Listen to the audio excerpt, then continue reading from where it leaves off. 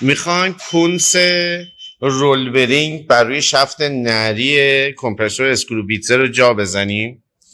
میایم از گرم کنه القایی استفاده میکنیم. دما رو تنظیم میکنیم 115 درجه.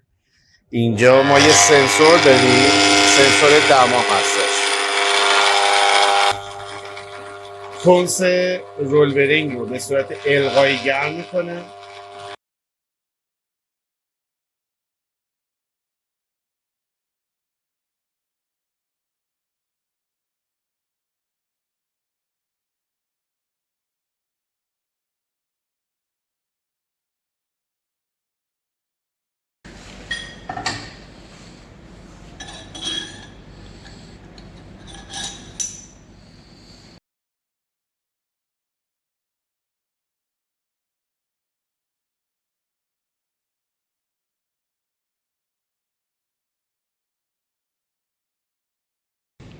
حالا سوال چالشی اینجاست که اینم یه بیرینگه.